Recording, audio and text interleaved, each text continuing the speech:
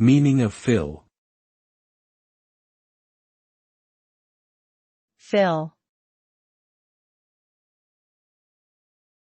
Fill. Fill. Fill. The word fill typically refers to the act of adding a substance or material to a space or container until it reaches a desired level of fullness. This can involve pouring liquids, scooping solid materials, or inserting gas or air into a space. The result of filling a container or space is that it becomes occupied by the added substance or material, with little or no empty space remaining.